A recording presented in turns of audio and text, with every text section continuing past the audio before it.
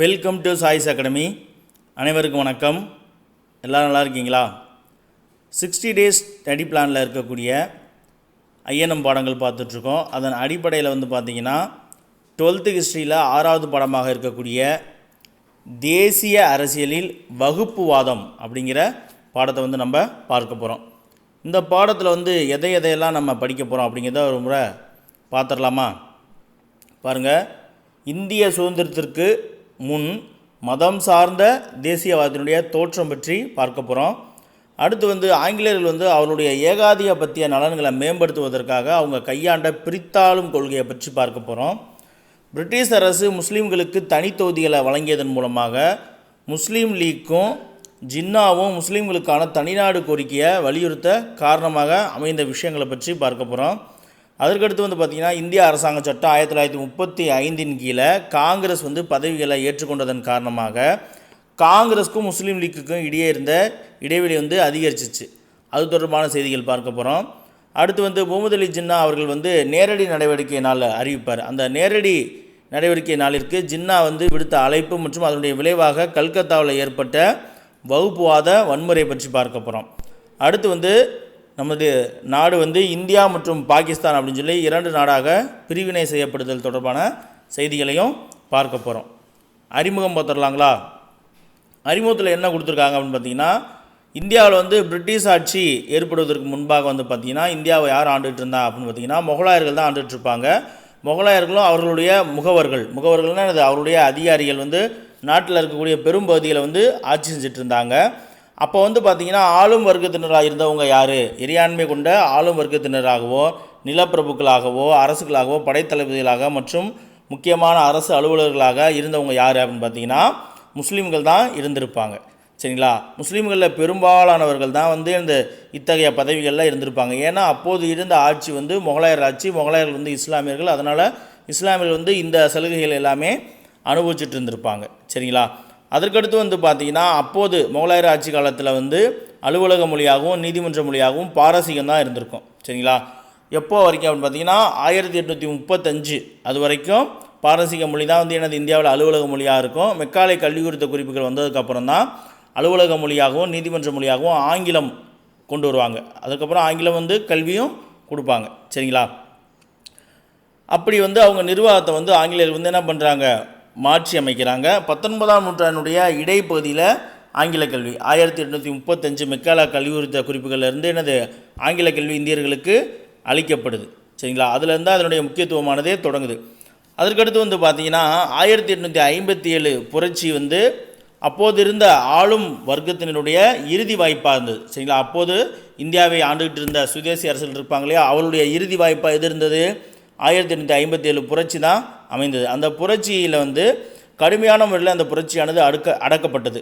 அதைத் தொடர்ந்து முஸ்லீம் மக்கள், அப்போது ஆளும் வர்க்கத்தினர் பெரும்பகுதியாக இருந்த ஆளும் வர்க்கத்தினர் இருந்த முஸ்லீம்கள் அவருடைய நிலம், அவருடைய வேலைவாய்ப்பு உட்பட பல்வேறு வாய்ப்புகளையும் அவங்க இழந்துருவாங்க. அதோடு மட்டும் இல்லாமல் அவங்க வறுமை நிலைக்கும் தள்ளப்பட்டாங்க. இந்த வறுமை நிலைக்கு தள்ளப்பட்டதை அந்த முஸ்லீம்கள் பொறுத்துக்கொள்ள முடியாதவங்க சமூகத்திலிருந்து ஒதுங்கி வாழக்கூடிய நிலையும் ஏற்பட்டது. மேலும் பார்த்திங்கன்னா 1857ஆம் ஆண்டு புரட்சிக்கு பின்னாடி வாழ்ந்த முஸ்லீம் மக்கள் இருக்காங்க இல்லையா, அந்த முஸ்லீம் மக்களுடைய முதல் தலைமுறையினர் இருக்காங்களே, அவங்க அந்த 57 புரட்சிக்கு பின்னாடி வந்த முஸ்லீம்களுடைய முதல் தலைமுறையினரில் சில பேர் ஆங்கிலேயருடைய அனைத்து நடவடிக்கைகளையுமே வெறுக்கிறாங்க. இதன் ஒரு பகுதியாக தான் அவங்க ஆங்கில கல்வி இதெல்லாம் படிக்காமல் போவாங்க. ஆங்கில கல்வி கற்றுக்காமல் போவாங்க. அடுத்து வேலைவாய்ப்புலேருந்து ஒதுக்கி இருப்பாங்க. அதற்கப்புறம் தான் சார் சையத் அகமது கான் முஸ்லீம்கள் ஆங்கில அரசோட இணக்கமாக இருக்கணும், அதனால் முஸ்லீமோட நலன்கள் பாதுகாக்கப்படும், ஆங்கில கல்வியை படிக்கணும், அறிவியல் படிக்கணும் அப்படின்னு சொல்லி அவர் அகமதியா இயக்கத்தை தொடங்கியிருப்பார். சரிங்களா? அப்போ அந்த முஸ்லீம்கள் ஆங்கிலேய காலனிய கொள்கைகளால் ஏற்படுத்தப்பட்ட புதிய வாய்ப்புகள் எல்லாத்தையுமே அப்போது இருந்த இந்தியர்கள் பயன்படுத்தியிருப்பாங்களே, இந்து உயர்குடியை சேர்ந்தவர்கள், அவங்க அந்த பயன்படுத்தி கொண்ட இந்தியர்களோடு அவங்க போட்டியிட வேண்டிய நிலைக்கு உள்ளாகிறாங்க. அதன் காரணமாக அவங்க சீற்றம் கொள்கிறாங்க. கல்வி கற்ற மேல் வகுப்பு இந்துக்கள் தேசிய உணர்வு பெற்று எழுந்ததை கண்ட ஆங்கிலேயர்கள் படித்த உயர்குடியை சேர்ந்த இந்துக்கள் தான் என்ன பண்ணாங்க, தேசிய உணர்வு நம்ம அடிமையாக இருக்கக்கூடாது அப்படின்னு சொல்லி விடுதலை போராட்டத்துக்கான செயல்பாடுகள் அவங்க துவங்கும்போது அதை பார்த்து அதிர்ச்சி அடைந்த ஆங்கிலேயர்கள் என்ன பண்ணுறாங்க, அந்த வர்க்கத்தினுடைய வளர்ச்சியை தடுப்பதற்காக, குறிப்பாக வந்து பார்த்திங்கன்னா காங்கிரஸினுடைய வளர்ச்சியை தடுப்பதற்காக இந்த நடுத்தர முஸ்லீம்களை என்ன பண்ணுறாங்க, ஒரு சக்தியாக ஆங்கிலேயர்கள் பயன்படுத்துகிறாங்க. இந்த சூழலை வந்து மிகவும் புத்திசாலித்தனமாக ஆங்கிலேயர்கள் வந்து அவர்களுக்கு சாதகமாக பயன்படுத்திக்குவாங்க. இந்த பாடத்தில் வந்து நம்ம 3 வகையான தேசியத்தினுடைய போக்குகளை பற்றி பார்க்க போகிறோம். என்னென்ன அப்படின்னு சொல்லி பார்த்தீங்கன்னா, ஒன்று வந்து இந்திய தேசியம், இந்து தேசியம், அடுத்து வந்து முஸ்லீம் தேசியம் அப்படின்ற 3 தேசியத்தை பற்றி நம்ம பார்க்க போகிறோம். சரிங்களா? பாருங்கள், பிரிட்டிஷ் இந்தியாவில் வகுப்புவாதத்தினுடைய தோற்றம் மற்றும் அதனுடைய வளர்ச்சி பற்றி பார்க்க போகிறோம். இந்து மத மறுமலர்ச்சி. ஆரம்பகால தேசியவாதிகள் சிலர் வந்து தேசியவாதத்தை இந்து மத அடித்தளத்தில் மட்டும்தான் உருவாக்க முடியும் அப்படின்னு சொல்லி நினச்சிருப்பாங்க. அதன் விளைவாகத்தான் பாலகங்காதர திலகர் என்ன பண்ணுவார், விநாயகர் சதுர்த்தி இருக்கு இல்லையா, அதை கொண்டு வருவார். அடுத்து வந்து சிவாஜி திருவிழா அப்படின்னு சொல்லி அதை கொண்டு வருவார். ஸோ அப்போ ஆரம்ப காலத்தில் இருந்த தலைவர்கள் இந்திய தேசியத்திற்கான விதையை எதிலிருந்து போட்டிருக்காங்க, இந்து மத அடித்தளத்தில் மட்டும்தான் உருவாக்க முடியும் அப்படின்னு சொல்லி நம்புகிறாங்க. அப்படி பார்த்தீங்கன்னா ஒருத்தர் ஒரு கூற்று சொல்லியிருக்கார். யார் அப்படின்னு சொல்லி பார்த்தீங்கன்னா சர்வப்பள்ளி கோபால் அவர்கள் குறிப்பிடுறார். என்ன அப்படின்னு பார்த்தீங்கன்னா 1875 நிறுவப்பட்ட ஆரிய சமாஜத்தின் மூலம் அரசியலில் இந்து மறுமலர்ச்சிக்கான குரல் ஒலிக்கத் தொடங்கியது அப்படின்னு சொல்லி சொன்னவர் யார், சர்வப்பள்ளி கோபால் அவர்கள். ஆரிய சமாஜம் இந்து மதத்தினுடைய உயரிய தன்மைகளை உறுதியுடன் முன்வைத்தது. இந்து தேசியவாதிகளில் ஒருவராக தன்னை அடையாளம் கண்டுகொண்ட அன்னி பெசன்ட் அம்மையார் தனது கருத்துக்களை பின்வருமாறு குறிப்பிட்டார். இப்போ வந்து நம்ம ஃபஸ்ட்டு யாரை பார்த்தோம், சர்வப்பள்ளி கோபால் என்ன சொன்னார், அதாவது ஆரிய சமாஜத்தின் மூலமாக அரசியலில் இந்து மறுமலர்ச்சிக்கான குரல் வந்து ஒலிக்க தொடங்கியது அப்படின்னு சொல்லி சர்வப்பள்ளி கோபால் அவர்கள் சொல்கிறாங்க. நான் ஏற்கனவே சொல்லியிருக்கேன் இல்லையா, அன்னி பெசன்ட் அவர்கள் இங்கே வந்து இந்துவாகவே வாழ்ந்திருப்பாங்க. தன்னை ஒரு பிராமண பெண்ணாக கருதி கொண்டு இந்துவாகவே வாழ்ந்திருப்பாங்க. அதனால் அயர்லாந்து பிராமண பெண் அப்படின்னு சொல்லி நீதி கட்சியை சேர்ந்தவர்களாக அன்னி பெசன்ட் அவர்களை சொல்லியிருப்பாங்க. அப்போ இந்து தேசியவாதியில் ஒருவராக தன்னை அடையாளம் கண்டுகொண்ட அன்னி பெசன்ட் அப்படிங்கிறதுலே இந்த வார்த்தையை நம்ம புரிஞ்சுக்கலாம். அன்னி பெசன்ட் என்ன சொல்கிறாங்க அப்படின்னு சொல்லி பார்த்தீங்கன்னா, பண்டைய மதங்களை புத்துயிர்ப்பு செய்து வலுப்படுத்தி உயர்த்துவதே இந்தியர்களின் முதற்பணி ஆகும். சரிங்களா? பண்டைய மதங்களை புத்துயிர்ப்பு செய்து வலுப்படுத்தி உயர்த்துவது தான் இந்தியர்களுடைய பணி. இது கடந்த கால பெருமையுடன் ஒரு புதிய சுயமரியாதையையும் எதிர்காலத்தின் மீதான நம்பிக்கையையும் ஒரு தவிர்க்க இயலாத விளைவாகவும் நாட்டுப்பற்றுடன் கூடிய வாழ்வின் ஒரு பேரலையாகவும் நாட்டை புனரமைப்பதற்கான தொடக்கமாகவும் உருவாக்கப்பட வேண்டும் அப்படின்னு சொல்லி அன்னி பெசன்ட் அவர்கள் சொல்லியிருக்காங்க. இந்த கூற்றை நல்லா படிச்சுக்கோங்க. சரிங்களா? அடுத்து வந்து முஸ்லீம் உணர்வுடைய எழுச்சி. சரிங்களா? முஸ்லீம் உணர்வின் எழுச்சி பற்றி நம்ம பார்க்க போகிறோம். சர்வப்பள்ளி கோபால் அவர்கள் குறிப்பிடுவது போல இன்னொரு பக்கம் இஸ்லாம் அலிகார் இயக்கத்தின் வழியாக தன்னை வெளிப்படுத்தி கொண்டது. அதே சர்வப்பள்ளி கோபால் தான் ஆரிய சமாஜத்தின் மூலமாக அரசியலில் இந்து மறுமலர்ச்சிக்கான குரல் ஒலிக்க தொடங்கியதுன்னு சொன்ன அதே சர்வப்பள்ளி கோபால் இந்த பக்கம் என்ன சொல்கிறாரு அப்படின்னா, இஸ்லாம் வந்து அலிகார் இயக்கத்தின் வழியாக தன்னை வெளிப்படுத்தி கொண்டது அப்படின்னு சொல்கிறார். பிரிட்டிஷ்காரங்க அலிகார் கல்லூரியை ஏற்படுத்த சையத் அகமது கானுக்கு ஆதரவளித்ததும் முஸ்லீம் தேசிய கட்சி தோன்றுவதற்கும் முஸ்லீம் அரசியல் கருத்தியல் தோன்றுவதற்கும் உதவுது. சரிங்களா? அப்போ அந்த அலிகார் கல்லூரி தான் வந்து முஸ்லீம் தேசிய கட்சி தோன்றுவதற்கும் முஸ்லீம் அரசியல் கருத்தியல் தோன்றுவதற்கும் உதவுச்சு. அடுத்து வந்து முஸ்லீம்களே ஒரு பிரிவினர் வந்து பார்த்திங்கன்னா வஹாபிகள் வந்து இஸ்லாமை அதனுடைய ஆதி தூய்மைக்கு அழைத்து செல்லவும் அதன் உயிரை உருக்குலைத்து கொண்டிருப்பதாக அவர்கள் கருதிய சில மூட பழக்க வழக்கங்களை முடிவுக்கு கொண்டு வரணும் அப்படின்னு சொல்லி வஹாபி மரபை அந்த பின்பற்றக்கூடிய இஸ்லாமியர்கள் விரும்பியிருக்காங்க. வஹாபிகளில் தொடங்கி கிலாபத்காரர்கள் வரையானவர்கள் வந்து அடிமட்ட செயல்பாடுகளில் காட்டிய செயற்முனைப்பு முஸ்லீம்களை வந்து அரசியல் மயமாக்குவதில் முக்கிய பங்காற்றியது. சரிங்களா? அப்போ முஸ்லீம்களை அரசியல் மயமாக்குவதில் முக்கிய பங்காற்றியது இது வஹாபிக்காரர்களில் தொடங்கி கிலாபத்காரர்கள் வரைக்குமான அவர்கள் வந்து அடிமட்டம் வரைக்குமான செயல்பாடுகள் செஞ்சுருக்காங்க. அந்த செயல்முனைப்புகள் எல்லாமே தான் வந்து முஸ்லீம்களை வந்து அரசியல் மயமாக்குவதில் ஒரு மிகப்பெரிய பங்களிப்பை செய்திருக்கு. வேறு சில காரணங்களாலும் முஸ்லீம் உணர்வு வந்து மேலோங்க தொடங்குது. எப்படி அப்படின்னு பார்த்தீங்கன்னா 1870களில் வங்காள அரசாங்கம் வந்து நீதிமன்றம் மற்றும் அலுவலகங்களில் உருதுக்கு பதிலாக இந்தி மொழியை அறிமுகப்படுத்தியதும். சரிங்களா, எப்போது 1870 வங்காள அரசாங்கம் என்ன செய்கிறாங்க, நீதிமன்றம் மற்றும் அலுவலகங்களில் உருது மொழிக்கு பதிலாக இந்தி மொழியை அறிமுகப்படுத்துகிறாங்க. அடுத்து பாரசீக அரேபிய எழுத்து வடிவத்திற்கு பதிலாக நாகரி எழுத்து வடிவத்தை கொண்டு வந்தது. முஸ்லீம் தொழில்நுட்ப வல்லுநர்கள் மத்தியில் வந்து ஒரு பதற்றத்தை, ஒரு பீதியை வந்து என்னது ஏற்படுத்துச்சு. சரிங்களா, இது எல்லாமே வந்து என்னது முஸ்லீமுடைய உணர்வினுடைய எழுச்சிக்கு காரணமாக இருந்தது. அடுத்து வந்து நம்ம பார்க்க போகிறது பிரிட்டிஷ்காரனுடைய பிரித்தாளக்கூடிய கொள்கையை பற்றி பார்க்க போகிறோம். கூட்டு இந்திய அடையாளம் ஒன்று உருவாவதை தடுப்பது தான் வந்து என்னது பிரிட்டிஷாரனுடைய நோக்கமாக இருந்தது. இந்த பிரித்தாளும் கூடிய கொள்கை வந்து இப்போ ராபர்ட் கிளைவ் காலத்துலேருந்தே செஞ்சிட்ருக்காங்க. சரிங்களா, அப்போ இந்தியர்கள் வந்து முஸ்லீம்கள் இந்துக்கள் அப்படின்னு சொல்லி இருக்கணும் அப்படின்னு தான் பிரிட்டிஷ்காரங்க விரும்பியிருப்பாங்க. ஒன்றாக சேர்ந்து கூட்டாக சேர்ந்து இந்தியர்கள் அப்படிங்கிற அடையாளம் வந்து எனது உருவாவதை தடுக்கிறது தான் பிரிட்டிஷ்காரனுடைய முக்கியமான நோக்கமாக இருந்துச்சு. இந்தியர்களுடைய ஒருங்கிணைப்பு முயற்சிகளை வந்து முறியடிக்கிறதுக்கும் தொடங்க ஆரம்பிச்சிட்டாங்க. சரிங்களா, இந்தியர்களுடைய ஒருங்கிணைப்பு முயற்சிகளை முறியடிப்பதற்கான வேலைகளையும் பிரிட்டிஷ்காரங்க செய்ய ஆரம்பிச்சிட்டாங்க. பிரிட்டிஷ் ஏகாதிபத்தியம் பிரித்தாளும் கொள்கையை கையாண்டது. பம்பாய் ஆளுநர் எல்பின்ஸ்டோன், சரிங்களா, நம்ம பார்த்துருக்கோம் இல்லையா, ஒரு எல்பின்ஸ்டோன் வந்து எதிர்கால அரச பிரதிநிதிக்கு கடிதம் எழுதுவார் இல்லையா, எல்பின்ஸ்டோன் அவர் தான். சரிங்களா, எல்பின்ஸ்டோன் கல்லூரியில் தான் வந்து எல்பின்ஸ்டோன் பள்ளியில் தான் வந்து அம்பேத்கர் அவர்கள் பம்பாயில் படிச்சிருப்பார். சரிங்களா, ஓகே. பம்பாய் ஆளுநர் எல்பின்ஸ்டோன் பழைய ரோமானிய லட்சியமான பிரித்தாளுதல் என்பது நமதாக இருக்கணும் அப்படின்னு சொல்லி எழுதுகிறார். யார்? பம்பாய் ஆளுநராக இருந்த எல்பின்ஸ்டோன் என்ன சொல்கிறாரு, பழைய ரோமானிய லட்சியமான பிரித்தாளுதல் என்பது நமதாக இருக்கணும் அப்படின்னு சொல்லி எழுதுகிறாரு. வகுப்புவாத கலவரங்கள் நாட்டின் ஆளுகைக்கு சவாலாக இருக்கும் அப்படின்னு தெரிஞ்சிருந்த போதும் பிரிட்டிஷ் அரசாங்கம் வகுப்புவாத கருத்தியல் சார்ந்த அரசியலுக்கு சட்டப்பூர்வ அங்கீகாரத்தையும் கௌரவத்தையும் கொடுத்தது. சரிங்களா, வகுப்புவாதம் அப்படிங்கிறது என்னது, நாட்டை ஆட்சி செய்வதுக்கு மிகப்பெரிய சவாலாக இருக்கும் அப்படின்னு பிரிட்டிஷ்காரங்களுக்கு தெரிஞ்சிருந்தாலும் பட் இந்துக்களும் முஸ்லீம்களும் ஒன்று சேர்ந்துடக்கூடாது அப்படிங்கிற நோக்கத்துக்காக இந்த வகுப்புவாதம் சார்ந்த கருத்தியல் அரசியலுக்கு பிரிட்டிஷ் அரசாங்கம் என்ன பண்ணுறாங்க, சட்டப்பூர்வ அங்கீகாரத்தையும் கௌரவத்தையும் கொடுக்குறாங்க. அடுத்து வந்து காங்கிரஸினுடைய நடவடிக்கைகள் பற்றி பார்க்க போகிறோம்.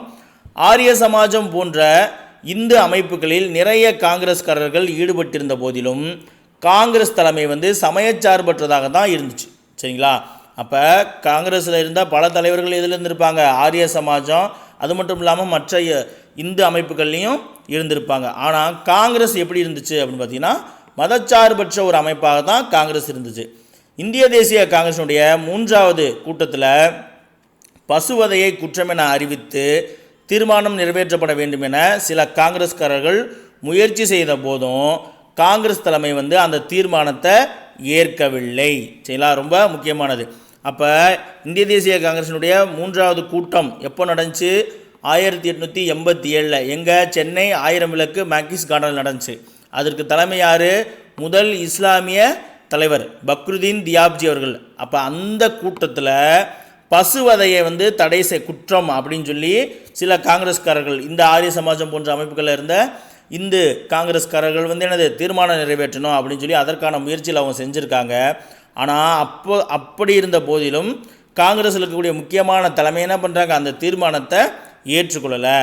காங்கிரஸ் கூட்டத்தில் ஒரு குறிப்பிட்ட வகுப்பினரை அல்லது இனத்தை பாதிக்கும் தீர்மானம் முன்மொழியப்படும்போது அந்த வகுப்பை சார்ந்த உறுப்பினர்கள் எதிர்க்கும் உறுப்பினர்கள் சிறுபான்மையினராக இருந்தாலும் அந்த தீர்மானத்தை நிறைவேற்றக்கூடாது என்ற முடிவுக்கு காங்கிரஸ் வந்திருந்தாங்க. சரிங்களா, அப்போ காங்கிரஸ் வந்து ஒரு முடிவில் இருந்திருப்பாங்க. என்ன அப்படின்னா, காங்கிரஸ் கூட்டத்தில் ஏதோ ஒரு தீர்மானம் வந்து முன்மொழிகிறாங்கன்னு வச்சுக்கோங்க. அந்த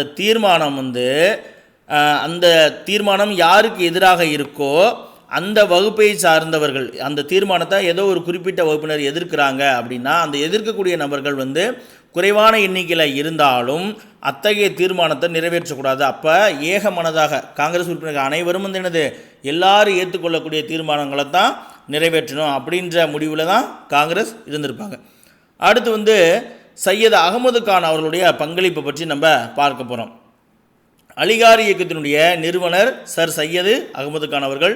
அவர் தான் வந்து தொடக்கத்தில் காங்கிரஸினுடைய ஆதரவாளராக இருந்திருப்பார். பின்னாடி அவர் வந்து அவருடைய சிந்தனை வந்து வேறு விதமாக மாறத் தொடங்கியது. எப்படி அப்படின்னா, நம்ம வந்து இந்த இந்திய தேசிய இயக்கத்தில் கலந்து கொள்வதை காட்டிலும் ஆங்கிலேயர்களுக்கு ஆதரவாக இருந்தோம்னா இஸ்லாமியர்களுடைய நலனானது பாதுகாக்கப்படும் அப்படின்னு சொல்லி நினைப்பார். சர் சையத் அகமது கான் அவர்கள் தான் என்ன சொல்லியிருப்பார், இந்தியா என்ற அழகிய மணப்பெண்ணின் 2 கண்கள் தான் இந்துக்களும் இஸ்லாமியர்களும் அப்படின்னு சர் சையத் அகமது கான் அவர்கள் தான் சொல்லியிருப்பாங்க. அவர் தொடக்கத்தில் வந்து என்னது காங்கிரஸினுடைய ஆதரவாளராக இருந்திருப்பார். இது ஒரு முறை டிஎன்பிசிலையுமே கேட்டிருக்காங்க. இந்துக்களால் ஆளப்படக்கூடிய நாட்டில் சிறுபான்மையினரான முஸ்லீம்களுக்கு தக்க உதவிகள் கிடைக்காது அப்படின்னு சொல்லி அகமது கான் அவர்கள் நினைக்கிறார். அதன் காரணமாக முஸ்லீம் தலைவர்களாக பக்ருதீன் தியாப்ஜி, பம்பாயைச் சேர்ந்த ரஹமதுல்லா சயானி, அடுத்து சென்னையைச் சேர்ந்த நவாப் சையது முகமது பகதூர், வங்காளத்தைச் சேர்ந்த ஏ ரசூல், இவங்க எல்லாருமே வந்து என்னது காங்கிரஸை ஆதரிச்சிருப்பாங்க. அப்போ காங்கிரஸில் இருந்த மிக முக்கியமான முஸ்லீம் தலைவர்கள் யார் யார் அப்படின்னு சொல்லி நம்ம தெரிஞ்சுக்கலாம். பாருங்கள், யார்? பக்ருதீன் தியாப்ஜி, பம்பாயை சேர்ந்த ரஹமதுல்லா சயானி, சென்னையை சேர்ந்த நவாப் சையது முகமது பகதூர், வங்காளத்தைச் சேர்ந்த ஏ ரசூல், இவங்க எல்லாமே என்னது காங்கிரஸை ஆதரிச்சிருப்பாங்க.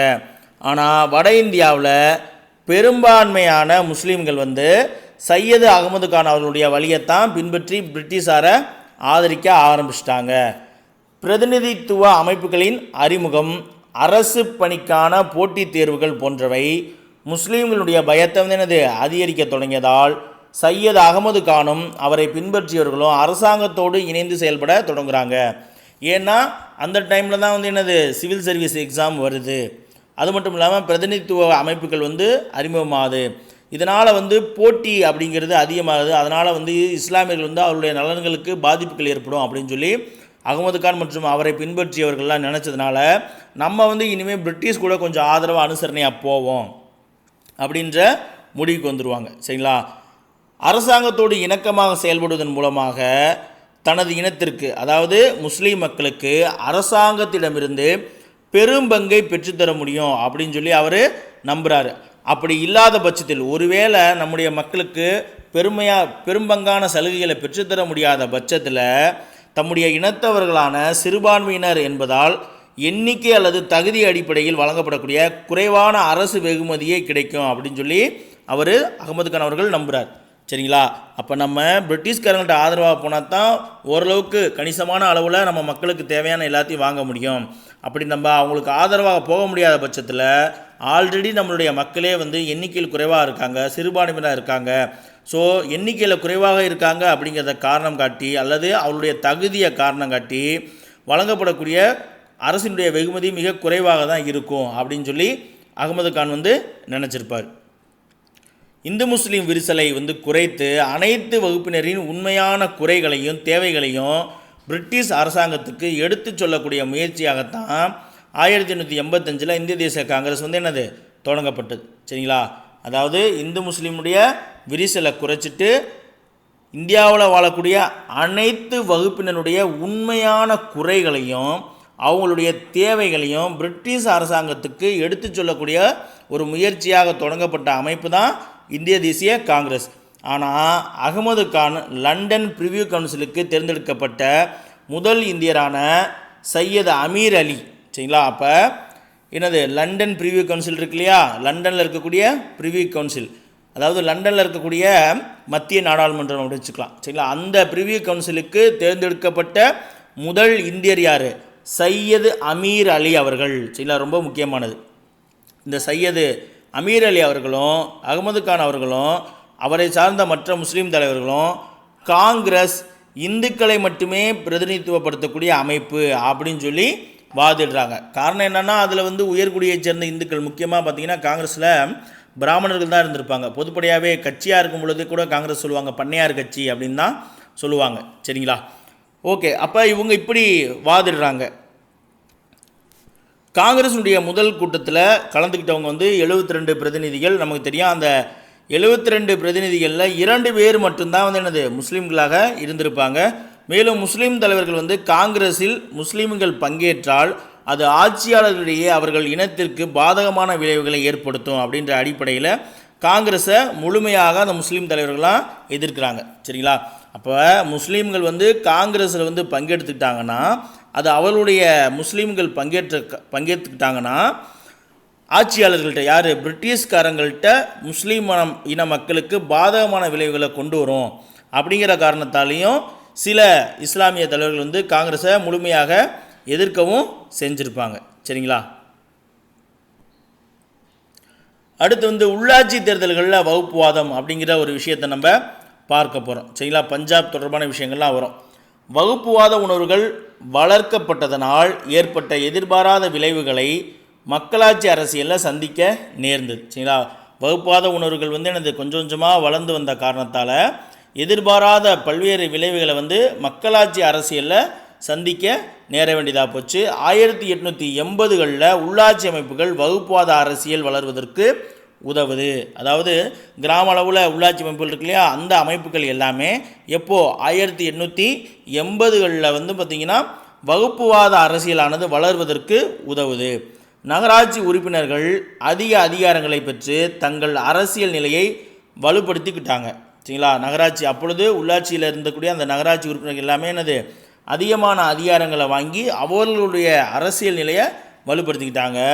முஸ்லீம்கள் தலைமையேற்ற நகராட்சி வாரியங்களை இந்துக்கள் தலைமையேற்ற நகராட்சி வாரியங்களை முஸ்லீம்களும் என்ன செஞ்சுருப்பாங்க, ஏற்றுக்கொள்ள வேண்டிய நிலையானது உருவாகுது. சரிங்களா? அதாவது மாறி மாறி வருது. எப்படி, அதாவது நகராட்சி உறுப்பினர்கள் தான் வந்து அதிக அளவிலான அதிகாரங்களை வாங்கி அவருடைய நிலையை வந்து வலுப்படுத்திக்க செஞ்சாங்க. முஸ்லீம்கள் வந்து தலைமையேற்று இருந்த நகராட்சி வாரியங்களை இந்துக்கள் வந்து இந்து தலைவர்கள் தலைமையேற்றிருந்த நகராட்சி வாரியங்களை இஸ்லாமிய மக்களும் கட்டாயப்படுத்தி ஏற்றுக்கொள்ள வேண்டிய நிலை அப்படிங்கிறது உருவாகுது. அடுத்து வந்து பார்த்திங்கன்னா பஞ்சாப் இந்து சபைன்னு ஒரு சபை இருக்குது. சரிங்களா? பஞ்சாப் இந்து சபை.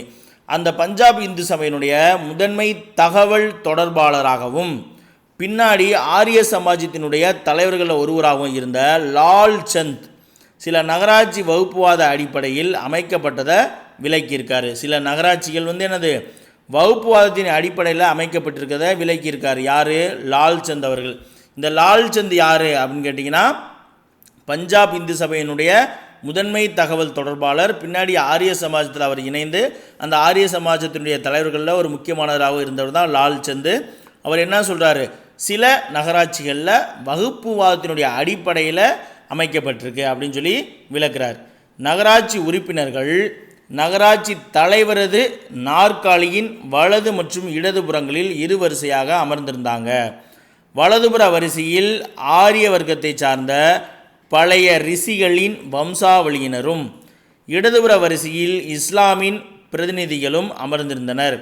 இவ்வாறு அமர்ந்திருந்ததன் மூலம் அவர்கள் நகராட்சியின் உறுப்பினர்களாக மட்டுமின்றி முகமதியர்களாகவும் இந்துக்களாகவும் இருப்பதை நினைவுபடுத்தி கொண்டிருந்தனர். அவர் எழுதினதில் இப்படி எழுதியிருக்காங்க. இப்போ ஒரு நகராட்சி தலைவர் இருக்காருன்னா அவருக்கு ரைட் சைடு லெஃப்ட் சைடு, இப்போ நம்ம சோழர் காலத்தில் பார்த்திங்கன்னா வலங்கை பிரிவு இடங்கை பிரிவு அப்படின்றாங்களா, அப்போ ரைட் சைடில் வந்து பார்த்திங்கன்னா யார், ரிஷிகளினுடைய வம்சாவளியராக இருந்தவங்களும் இடதுபுறத்தில் இஸ்லாமினுடைய பிரதிநிதிகள் இருந்தாங்க அப்படின்னு சொல்கிறாரு.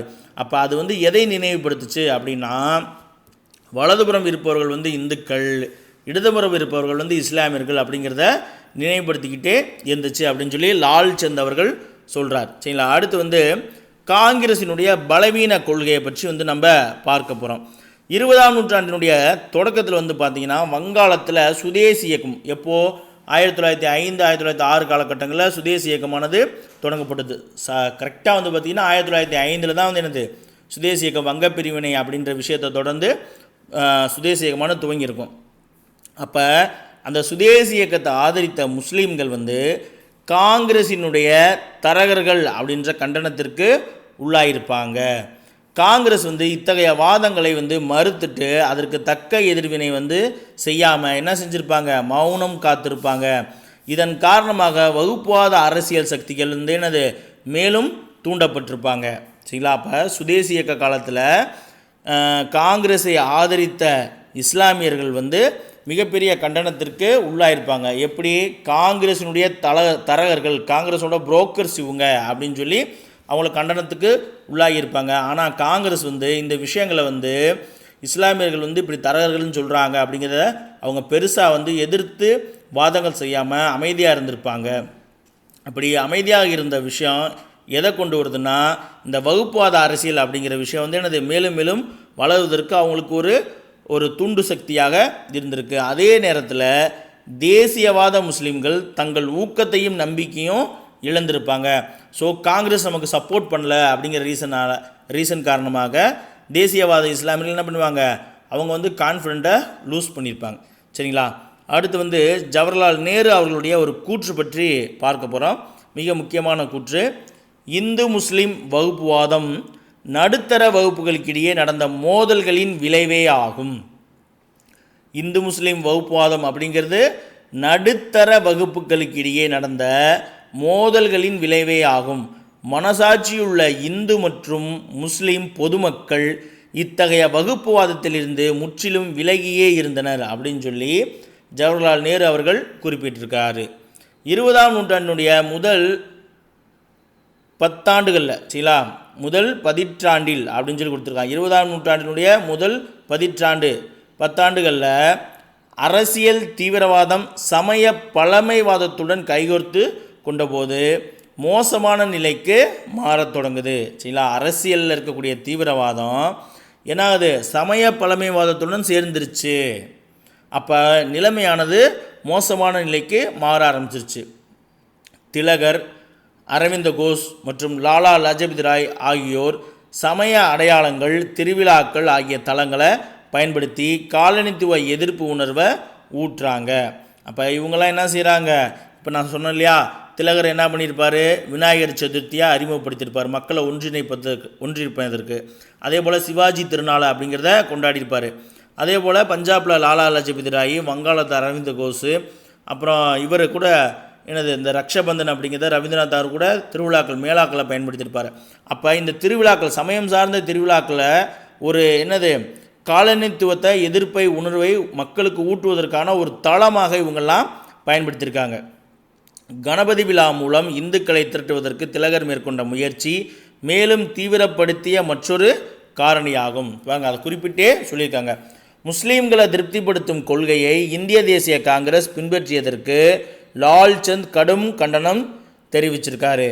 அப்போ இஸ்லாமிய தலைவர்களை திருப்திப்படுத்தக்கூடிய கொள்கையை காங்கிரஸ் என்ன பண்ணுறாங்க, ஏன்னா அவங்க தான் அங்கே ஊக்கம் குறைஞ்சிருச்சு, சப்போர்ட் பண்ண மாட்டாங்கன்ற. அப்போ அவங்க அதிருப்தியில் இருக்காங்க. அவங்கள திருப்திப்படுத்தணும் அப்படிங்கிறதுக்காக சில விஷயங்களை காங்கிரஸ் செய்கிறத இந்த லால்சந்த் இருக்கார் இல்லையா, அவர் கடுமையாக விமர்சனம் செஞ்சுருக்கார், கண்டனம் செஞ்சுருக்கார்.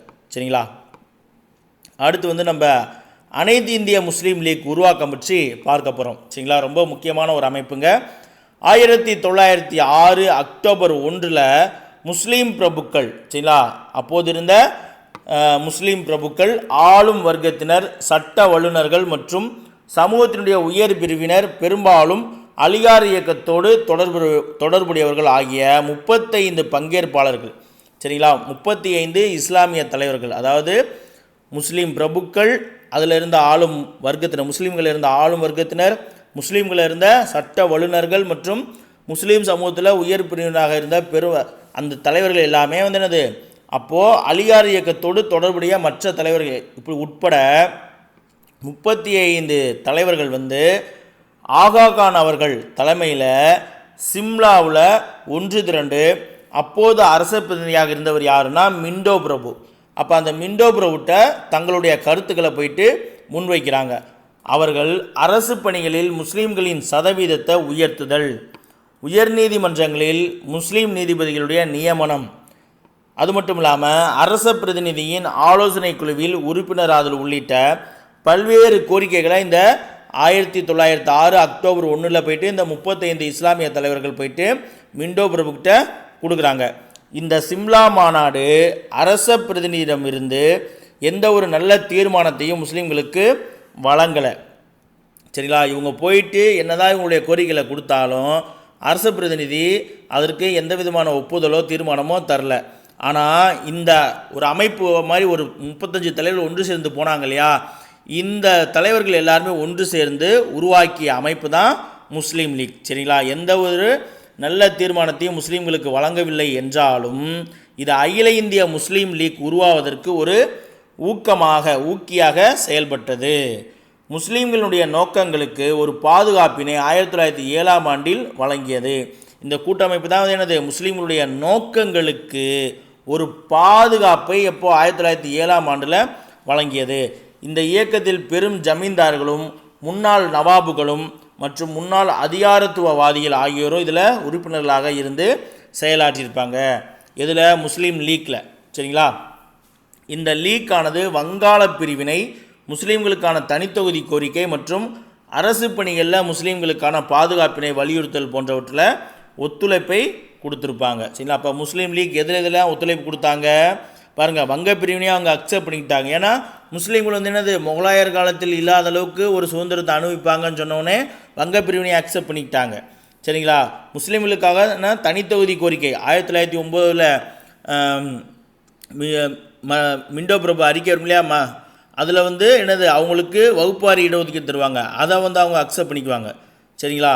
அப்போ இந்த முஸ்லீம்களுக்கான பாதுகாப்பு வலியுறுத்துறது எல்லா விஷயத்துலையுமே வந்து மிகப்பெரிய பங்களிப்பையும் ஒத்துழைப்பையும் முஸ்லீம் லீக் வந்து கொடுத்துருப்பாங்க. அடுத்து அனைத்து இந்திய முஸ்லீம் லீக்கினுடைய நோக்கங்கள் பற்றி வந்து நம்ம பார்க்க போகிறோம். அனைத்து இந்திய முஸ்லீம் லீக்கினுடைய நோக்கங்கள் என்னென்ன அப்படின்னு பார்த்தீங்கன்னா, அனைத்து இந்திய முஸ்லீம் லீக்கானது முதல் முறையாக முஸ்லீம்களுக்கென பிரத்யேகமாக மையப்படுத்தப்பட்ட ஒரு அரசியல் கட்சியாக இருந்தது, சரிங்களா.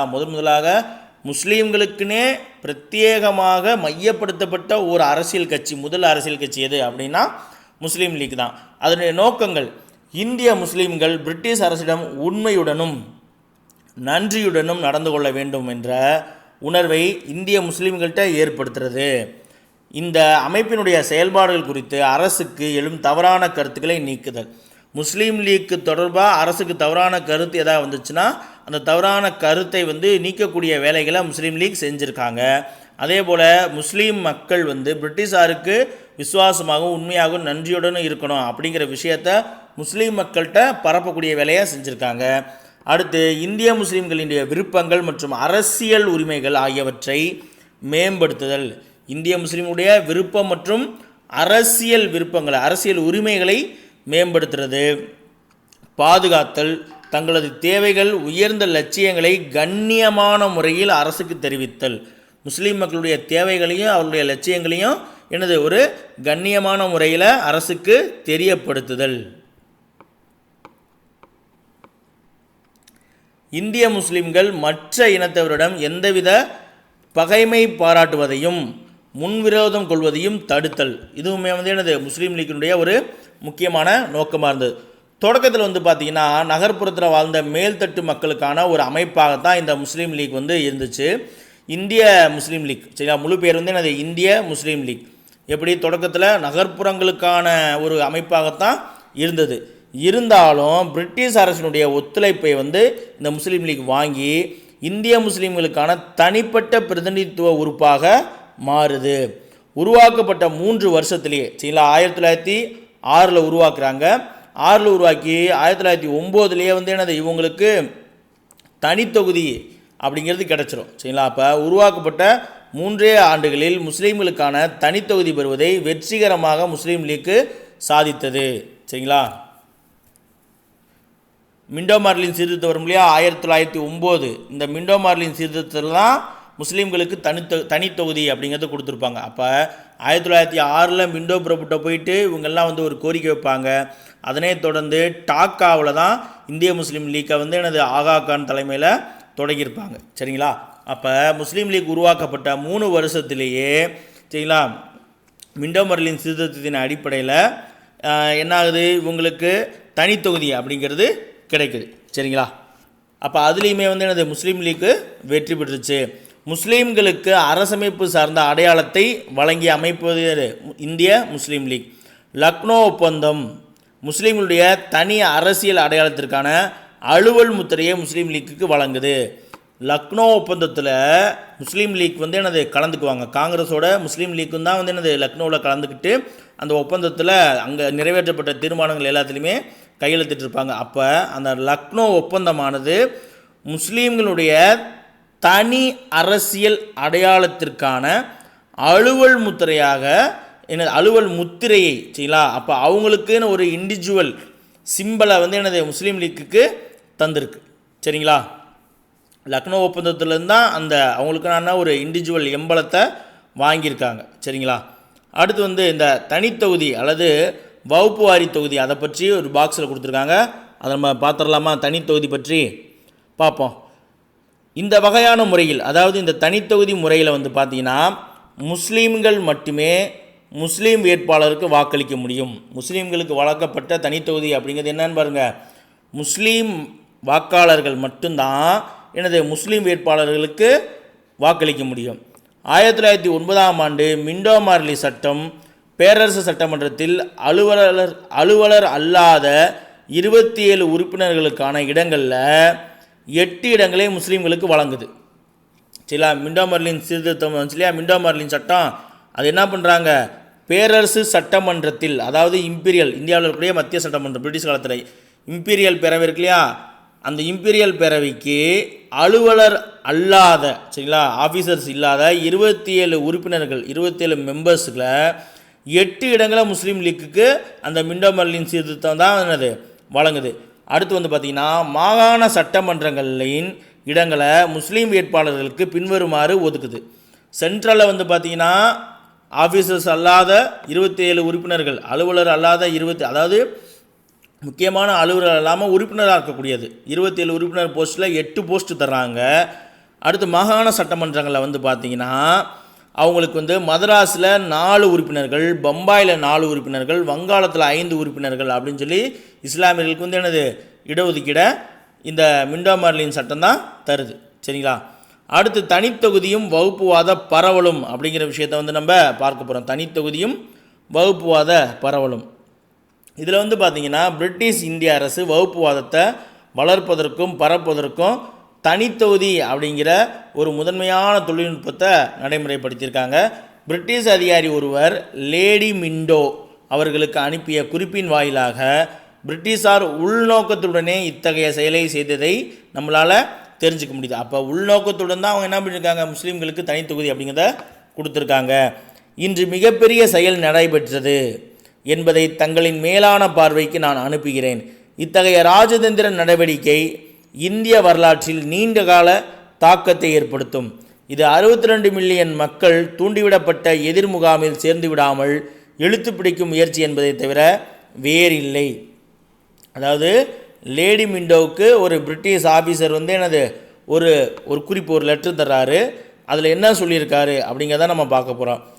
அதாவது இந்த வகுப்பு அறிப்பு முஸ்லீம்களுக்கு தனித்தொகுதி கொடுத்தாங்களே அந்த விஷயம் தொடர்பாக ஒரு அதிகாரி சொன்னது என்னது, இன்று மிகப்பெரிய செயல் நடைபெற்றது என்பதை தங்களின் மேலான பார்வைக்கு நான் அனுப்புகிறேன். இத்தகைய ராஜதந்திர நடவடிக்கை இந்திய வரலாற்றில் நீண்டகால தாக்கத்தை ஏற்படுத்தும். அதாவது என்ன சொல்கிறான், நம்முடைய ஆட்சி நீண்ட காலம் இருக்கிற அளவுக்கு பெரிய தாக்கத்தை நீங்கள் கொடுத்து இந்த தனித்தொகுதி ஏற்படுத்தும். அது மட்டும் இல்லாமல் 62 மில்லியன் மக்கள் வந்து எதிர்முகாமில், சரிங்களா, நமக்கு அதாவது பிரிட்டிஷாருக்கு எதிர்முகாமில் சேர்ந்து விடாமல் தடுத்து இழுத்து பிடிக்கக்கூடிய ஒரு முயற்சி தான் இந்த விஷயம், அதை தவிர வேற ஒன்றும் இல்லை அப்படின்னு சொல்லியிருக்காங்க.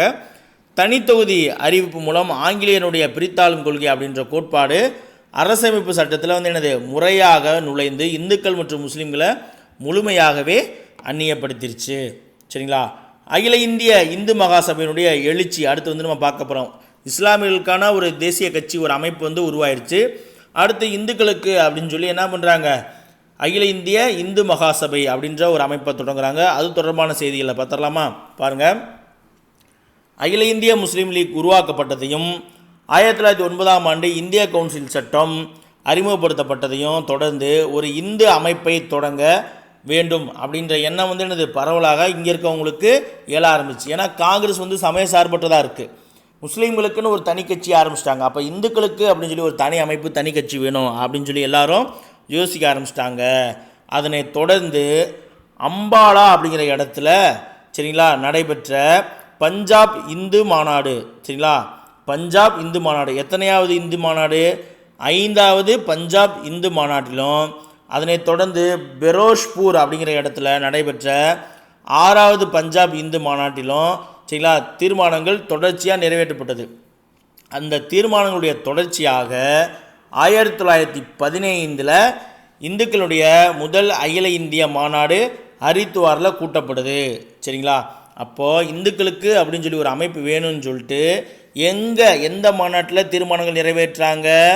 அம்பாலாவில் நடைபெற்ற பஞ்சாப் இந்து மாநாடு. சரிங்களா, பஞ்சாப் இந்து மாநாடு, அது 5வது மாநாடு. அந்த 5வது மாநாட்டிலையும் 6வது பஞ்சாப் பெரோஸ்பூரில் நடைபெற்ற 6வது பஞ்சாப் இந்து மாநாட்டிலையும் தீர்மானங்கள் நிறைவேற்றாங்க. அந்த தீர்மானங்களுடைய தொடர்ச்சியாக என்ன செய்கிறாங்கன்னா 1915 ஹரித்வாரில் இந்துக்களினுடைய முதல் அகில இந்திய மாநாடு ஒன்று நடத்துகிறாங்க. அங்கே தான், அந்த மாநாட்டில் தான் டேராடூனை தலைமையிடமாக கொண்டு அகில இந்திய இந்து மகாசபை அப்படின்ற ஒரு அமைப்பை தொடங்குறாங்க. எங்கே? 1915 ஹரித்வாரில் நடைபெற்ற அகில இந்திய இந்துக்கள் மாநாடு. சரிங்களா, முதல் அகில இந்திய மாநாடு. அந்த மாநாட்டில் என்ன பண்ணுறாங்க, ஒரு முடிவு எடுத்து டேராடூன் அப்படிங்கிற இடத்த தலைமையிடமாக வச்சு ஒரு அகில இந்திய இந்து மகாசபை அப்படின்ற ஒரு அமைப்பை தொடங்குறாங்க. இதை தொடர்ந்து மாகாண இந்து சபைகள் அலகாபாத்தை தலைமையிடமாக கொண்டு ஐக்கிய மாகாணத்திலும் பம்பாயிலும் பீகாரிலும் தொடங்கப்படுது. அப்போ அகில இந்திய இந்து மகாசபை எங்கள் டேராடூனை தலைமையிடமாக வச்சு தொடங்கிட்டாங்க. அவங்க தொடர்ந்து தொடர்ந்து மாகாண அளவிலான இந்து சபைகள், சரிங்களா, மாகாண அளவிலான இந்து சபைகள் அலகாபாத்தை தலைமையிடமாக கொண்டு ஐக்கிய மாகாணத்தில் தொடங்குறாங்க. சரிங்களா, அப்போ ஐக்கிய மாகாணத்தில் அலகாபாத் தலைமையிடம். அடுத்து பம்பாயிலையும் பீகார்லேயும் தொடங்குறாங்க. பம்பாயிலையும் பீகார்லேயும் இந்த அமைப்புகள் பெரிய அளவில் என்னது செயல்படலை. சென்னையிலும் வங்காளத்திலும் ஓரளவிலான ஆதரவு இந்த இந்து மகாசபைக்கு இருந்தது. சரிங்களா,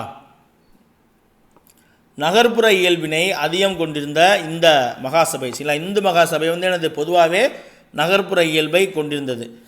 அப்போ இந்த சபையில் வட இந்தியாவின் பெரும் வணிக நகரங்களில், குறிப்பாக அலகாபாத், கான்பூர், பனாரஸ், லக்னோ, லாகூர் போன்ற நகரங்களில் மிக வீரியத்துடன் இந்த இந்து மகாசபை என்னது செயல்பட்டது. ஐக்கிய மாகாணத்திலும் பீகாரிலும் பெரும்பாலும் படித்த இடைத்தட்டு வர்க்கத்தைச் சேர்ந்த தலைவர்களாக இந்த அமைப்பு உருவாக்கப்பட்டிருந்துச்சு. இவங்க காங்கிரஸ்லேயுமே என்னது செயல்பட்டிருப்பாங்க. காங்கிரஸ்லேயும் இந்த இந்து மகாசபையை இந்த பீகார்லேயும் பம்பாயிலையும் உருவாக்கிய தலைவர்கள், அந்த இடைத்தட்டு வர்க்கத்தைச் சேர்ந்த தலைவர்கள் காங்கிரஸ்லேயும் என்னது உறுப்பினராக இருந்து செயல்பட்டுருப்பாங்க. வகுப்புவாதிகளுடைய பிரிவினைவாத அரசியலை கிலாபத் இயக்கம் ஓரளவுக்கு ஒத்தி போட்டது. சரிங்களா, வகுப்புவாதிகளுடைய பிரிவினைவாத அரசியலை கிலாபத் இயக்கம் தான் எனது ஓரளவுக்கு ஒத்தி போட்டது. இதன் விளைவாக 1920-22 ஆண்டுகளுக்கு இடைப்பட்ட காலத்தில் இந்து மகாசபை செயல்படலை. ஏன் அப்படின்னா, கிலாபத் இயக்கத்தை காந்தி ஆதரிப்பார். காந்தி ஆதரித்து என்ன பண்ணுவார், இந்து முஸ்லீம்களுக்கு ஒற்றுமையை கொண்டு ஒத்துழையாமை இயக்கத்தில் ஈடுபட செஞ்சுருப்பார். அப்போ இந்த கிலாபத் இயக்கம் இந்திய தேசிய காங்கிரஸோட இணைந்ததன் காரணமாக அந்த ஒத்துழையாமை இயக்கம் நடைபெற்ற காலங்கள் இருக்குது பார்த்தீங்களா, அந்த இடைப்பட்ட காலங்களில் இந்து மகாசபையானது செயல்படலை. அதை தான் சொல்கிறாங்க, கிலாபத் இயக்கம் வந்ததுக்கப்புறம் இந்த பிரிவினைவாத அரசியல் என்னது தள்ளி போயிடுச்சு. அடுத்து பார்த்தீங்கன்னா, அரசியலில் உலேமாக்கள் நுழைந்ததானது இந்துக்களிடையே ஆக்கிரமிப்பு தன்மை கொண்ட புத்தீர் பெற்ற இஸ்லாமை பற்றிய அச்சத்தை ஏற்படுத்தியது. இஸ்லாம் தரப்புலேருந்து பார்த்தீங்கன்னா அரசியலில் உலேமாக்கள் மத தலைவர்கள் நுழைகிறாங்க. அவங்க நுழைஞ்சதை பார்த்துட்டு இந்துக்களுக்கிடையே பார்த்திங்கன்னா ஆக்கிரமிப்பு தன்மை கொண்ட புத்துயிர் பெற்ற இஸ்லாமை பற்றிய அச்சத்தை, இந்து மக்களுக்கு இஸ்லாம் எல்லாத்தையும் என்னது ஆக்கிரமிச்சிடும் அப்படின்ற ஒரு பயத்தை கொண்டு வருது. அலி சகோதரர்களை போன்ற முக்கிய முஸ்லீம் தலைவர்கள் கூட எப்போதுமே கிலாபத் இயக்கத்தவர்களாகவே தான் இருந்திருப்பாங்க. அடுத்தபடியாகத்தான் அவங்க என்னது காங்கிரஸ்காரர்களாக இருந்திருப்பாங்க. அவங்க என்னது கிலாபத் இயக்கத்துக்கான அதற்கான கோரிக்கை, கலிபாவினுடைய நிலையை உயர்த்துறது, இஸ்லாமிய மக்களுடைய நிலையை உயர்த்துறது, அது சார்ந்த எண்ணங்கள் கொண்டவர்களாக தான் முழு நேரமாக இருந்திருப்பாங்க. அதற்கு அடுத்த ஸ்டெப் தான் என்னது காங்கிரஸுடைய செயல்பாடுகளுக்கு ஒத்து போகிற மாதிரி மௌலானா சவுகத் அலியும் முகமது அலியும் இருந்திருப்பாங்க. சரிங்களா, கிலாபத் இயக்கத்தின் பொழுது மத அடிப்படையில் மக்களை திரட்டக்கூடிய பணியில் முஸ்லீம்கள் காட்டிய திறன் இந்துக்களை ஒன்று திரட்ட அதே பாணியை என்னது பயன்படுத்தணும், இந்துக்களை ஒன்று திரட்ட அதே பாணியை பின்பற்ற இந்து வகுப்புவாதிகளை தூண்டியது. சரிங்களா, அப்போ கிலாபத் இயக்கத்துக்காரங்க எப்படி அந்த இயக்கத்தின் வழியாக இஸ்லாமிய மக்களை ஒன்று திரட்டினாங்களோ அதே பாணியை பின்பற்றி இந்து வகுப்புவாதிகளும் செய்யலாம் அப்படின்ற முடிவு கொண்டாங்க. சுத்தி இயக்கம் ஒரு புதிய நிகழ்வாக இல்லாமல் இருந்தாலும் கிலாபத் இயக்கத்திற்கும் பின்வந்த காலங்களில் அது புதிய முக்கியத்துவத்தை பெற்றது. சுத்தி இயக்கம் வந்து என்னது அப்போதைக்கே வந்து ஒரு புதிய நிகழ்வாக இல்லை, ஏற்கனவே வந்து என்னது ஆரிய சமாஜம் கொண்டு வந்திருந்த ஒரு நிகழ்வாக இருந்தாலும் அந்த டைமில் வந்து பார்த்திங்கன்னா கிலாபத் இயக்கம் பரவலாக இருந்த காலத்துலேயும் அதுக்கு பின்னாடி வந்த காலத்துலேயும் அந்த சுத்தி இயக்கம் வந்து என்னது ஒரு முக்கியத்துவத்தை பெற ஆரம்பிச்சது. 1921 வேல்ஸ் இளவரசர் வந்து இந்தியாவுக்கு வந்திருப்பார். அப்போ அந்த வேல்ஸ் இளவரசனுடைய வருகையை புறக்கணிக்க மக்களை திரட்டுகையில் சுவாமி சிரத்தானந்தா வந்து பசுவதை சரிங்களா பசு பாதுகாப்பை வந்து பரப்புரை செய்வதன் மூலமாக இந்து மகாசபைக்கு புத்துயிர் அளிக்க முயற்சி செஞ்சுருப்பார். ஆல்ரெடி ஒத்துழையாமை இயக்கத்தின் விளைவாக எல்லாரும் என்ன செஞ்சுருப்பாங்க, வேல்ஸ் இளவரசனுடைய வருகையை வந்து புறக்கணிக்கணும் அப்படின்னு சொல்லி வெற்றிகரமாக புறக்கணிப்பு செஞ்சுருப்பாங்க. அப்படி வேல்ஸ் இளவரசனுடைய வருகையை புறக்கணிப்பு செய்யறதுக்கு மக்களை திரட்டக்கூடிய வேலை செய்வாங்க இல்லையா, அந்த வேலையை செய்யும் பொழுது சுவாமி சிரதானந்தா அப்படிங்கிற நபர் பசு பாதுகாப்பை பரப்புரை செய்வதன் மூலமாக இந்து மகாசபைக்கு புத்துயிர் தரதுக்கான வேலைகளை செஞ்சுருப்பாங்க. சரிங்களா, அடுத்து ஒரு பாக்ஸ் தகவல் கொடுத்துருக்காங்க, அதை பார்த்துடலாமா? பாருங்கள், முதல் உலகப் போருக்கு முன்னர் கலீஃபா சரிங்களா கலீஃபா காபாங்கிறது என்னது இஸ்லாமிய சமயத்தினுடைய புனிதமான இடம் சரிங்களா, அதான் காபா அப்படின்னு சொல்லுவாங்க. அந்த கலீஃபா மற்றும் காபா ஆகியவற்றினுடைய நலன்களை பாதுகாப்பதாக இங்கிலாந்துக்கு வாக்குறுதி வழங்கியிருந்தது சரிங்களா. இங்கிலாந்து வந்து என்னது இஸ்லாமியர்களுக்கு வந்து என்னது இஸ்லாமிய சமயத்தினுடைய புனித இடங்கள் அப்புறம் கலீபா உங்களுக்குலாம் வந்து நாங்கள் என்னது அவருடைய நலன்களை வந்து நாங்கள் பாதுகாப்போம் அப்படின்னு சொல்லி முஸ்லீம் மக்களுக்கு பிரிட்டன் என்ன பிடிப்பாங்க வாக்குறுதி கொடுத்துருப்பாங்க. ஆனால் முதல் உலகப் போரில் துருக்கியினுடைய தோல்விக்கு பின்னாடி அந்த வாக்குறுதியை அவங்க நிறைவேற்றாமல் விட்டுருவாங்க. அதன் தொடர்ச்சியாக தான் கிலாபத் இயக்கமானதே தொடங்கப்பட்டிருக்கும். இதை பார்த்து திகைத்து போயிருந்த முஸ்லீம் சமூகத்தினர் ஆங்கிலேயருக்கு எதிராக சரிங்களா ஆங்கிலேயருக்கு தங்களுடைய கோபத்தை காட்டுறதற்கும் துருக்கியினுடைய கலீபாவை பாதுகாப்பதற்கும் உருவாக்கிய அமைப்பு தான் வந்து என்னது கிலாபத் இயக்கம். சரிங்களா, அடுத்து வந்து பார்த்திங்கன்னா இந்த ஒத்துழையாமை இயக்கத்தில் இந்த மலபார் பகுதியில் போய் பார்த்திங்கன்னா என்ன நடக்கும், இந்த மலபார் கிளர்ச்சியானது நடைபெற்றிருக்கும். அங்கே போய் பார்த்திங்கன்னா அது என்னது ஜென்மிகளுக்கும் மாப்பிள்ளைகளுக்கும் நடைபெற்ற ஒரு ஒத்துழையாமை இயக்கம் வந்து ஒரு கிளர்ச்சியாகவே மாறியிருக்கும். 1921 நடைபெற்ற குருதி கொட்டிய மலபார் கிளர்ச்சியின் போது அங்கு முஸ்லீம் விவசாயிகள் வந்து ஆங்கிலேய ஆட்சியாளருக்கு எதிராகவும் அது மட்டும் இல்லாமல் ஜென்மிகளுக்கு இந்து நிலப்பிரபுகளுக்கு எதிராகவும் களமிறங்கியிருப்பாங்க. அப்படி அவங்க களமிறங்கியது இந்து மகாசபை தன்னுடைய பிரச்சாரத்தை புதுப்பிக்கிறதுக்கு ஒரு காரணமாகிடுச்சு. அங்கே பாருங்கள், இந்துக்கள் கொல்லப்படுறாங்க அப்படின்னு சொல்லி இந்து மகாசபை அவருடைய பிரச்சாரத்தை என்னது புதுப்பிக்கிறதுக்கு ஒரு காரணமாக அமைந்த நிகழ்வு மலபார் கிளர்ச்சி. 1921 மலபார் கிளர்ச்சி. அடிப்படையில் வந்து பார்த்திங்கன்னா அந்த மலபார் கிளர்ச்சியானது ஒரு விவசாய கிளர்ச்சி தான். ஆனால் தீவிர மத உணர்வுகள் தான் அந்த கிளர்ச்சியில் கோலோச்சிருக்கும். இதன் காரணமாக என்னென்னா காந்தியடிகளே வந்து என்ன சொல்லியிருப்பார்னா இஸ்லாமிய தலைவர்கள் இந்த மலபார் கிளர்ச்சிக்காக சரிங்களா இஸ்லாமிய தலைவர்கள் வந்து பொது மன்னிப்பு கேட்கணும் அப்படின்னு சொல்லியிருப்பாங்க. இங்கே பாருங்கள், காந்தியடிகளே இந்த நிகழ்வை இந்து முஸ்லீம் மோதலாக தான் மதிப்பிட்டிருப்பார். காந்தியே வந்து என்னது மலபார் கிளர்ச்சியை ஒரு இந்து முஸ்லீம் மோதல் அப்படின்னு தான் நினச்சிருப்பார். மலபாரில் நடைபெற்ற நிகழ்வுக்கு முஸ்லீம் தலைவர்கள் வந்து பொது மன்னிப்பு கேட்க வேண்டும் என காந்தியடிகள் வந்து என்னது கோரிக்கை வச்சுருப்பார். சரிங்களா, இப்போ மலபார் கிளர்ச்சி எந்தளவுக்கு ஒரு முக்கியமானதுன்னு பார்த்துக்கோங்க. அடுத்து வந்து ஐக்கிய மாகாணத்தில் வகுப்புவாதம் எப்படி இருந்துச்சு அப்படிங்கிறத பார்த்துடலாமா? 1922 ஒத்துழையாமை இயக்கம் வந்து நிறுத்தப்படுது சௌரி சௌரா சம்பவத்தின் காரணமாக பிப்ரவரி 5. அப்போ 1924 கலீஃபா பதவி வந்து முழுவதுமாக ஒழிக்கப்பட்டுருச்சு. முஸ்லீம்களுக்கு இடையே வந்து என்னது அந்த பதவி ஒழிக்கப்பட்டது மிகப்பெரிய ஒரு ஏமாற்றத்தை ஏற்படுத்துது. கலீஃபா பதவி ஒழிக்கப்பட்டதன் விளைவாக கிலாபத் இயக்கமும் வந்து என்னது வேலை இல்லாமல் போயிடும். அப்போ ஒத்துழையாமை இயக்கத்தின் பின்விளைவாக காங்கிரஸுக்கும் கிலாபத்துக்கும் இடையே இருந்த உறவானது என்னது சிதைந்து போயிடும். 1919 சட்டத்தின் அடிப்படையில் உருவாக்கப்பட்ட சுயாட்சி நிறுவனங்களில் தங்கள் அரசியல் கோரிக்கைகளுக்காக இந்துக்களும் முஸ்லீம்களும் என்ன பண்ணுறாங்க போட்டி போடுறாங்க. அதிகாரத்துக்கும் பதவிகளுக்குமான இந்த போட்டியின் விளைவாக புதிதாக ஒரு வகுப்புவாத வன்முறைகள் வந்து என்னது ஏற்பட ஆரம்பிச்சிருச்சு. எப்போது இரட்டையாட்சி அறிமுகப்படுத்துகிறாங்க இல்லையா, இரட்டையாட்சி அறிமுகப்படுத்தின் விளைவாக இந்த ஒத்துழையாமை இயக்கம் நிறுத்தப்பட்டதுன்னே காங்கிரஸுக்குள்ளே சில பேர் என்ன பண்ணுவாங்க தேர்தலில் பங்கு பெறலான்னு நினைப்பாங்க. அதே போல் முஸ்லீம்களும் தேர்தலில் பங்கு பெறலான்னு நினைப்பாங்க. அதன் காரணமாக இந்துக்களுக்கும் முஸ்லீம்களும் என்ன பண்ணுறாங்க போட்டி போடுறாங்க. எதற்கு? அதிகாரத்திற்கும் பதவிகளுக்கும் போட்டி போடுறாங்க. இந்த போட்டியின் விளைவாக என்ன நடக்குதுன்னா புதிய வகுப்புவாத வன்முறைகளானது தொடங்க ஆரம்பிச்சிருச்சு. அடுத்து பாருங்கள், ஆகஸ்ட் 1923, சரிங்களா, ஆகஸ்ட் 1923 வாரணாசி, காசி இருக்கு இல்லையா, காசிக்கு இன்னொரு பேர் வாரணாசி, இல்லைன்னா பனாரஸ் அப்படின்னு சொல்லுவாங்க. அப்போ அந்த வாரணாசியில் நடைபெற்ற இந்து மகாசபையினுடைய 6வது மாநாடு எப்போது 1923 வாரணாசியில் அகில இந்திய இந்து மகாசபையினுடைய 6வது மாநாடு நடக்குது. அந்த மாநாட்டில் 968 பிரதிநிதிகள் கலந்து கொண்டிருப்பாங்க. அந்த 968 பிரதிநிதிகளில் 56.7% பேர் ஐக்கிய மாகாணத்தை சேர்ந்த உறுப்பினர்கள். ஐக்கிய மாகாணம் டெல்லி, பஞ்சாப், பீகார் ஆகியவை 86.8 விழுக்காட்டு பிரதிநிதிகளை அனுப்பி வச்சுருப்பாங்க. இந்த 6வது மாநாட்டுக்கு ஐக்கிய மாகாணம், பஞ்சாப்பு, டெல்லி, பீகார் இந்த பகுதியிலிருந்தெல்லாம் சேர்ந்து 86.8% பிரதிநிதிகள் என்னது அனுப்பி வச்சுருப்பாங்க. சென்னை, பம்பாய், வங்காளம் ஆகிய 3 சேர்த்து 6.6 விழுக்காடு பிரதிநிதிகளை மட்டும்தான் இந்த 6வது மாநாட்டுக்கு அனுப்பி வச்சுருப்பாங்க.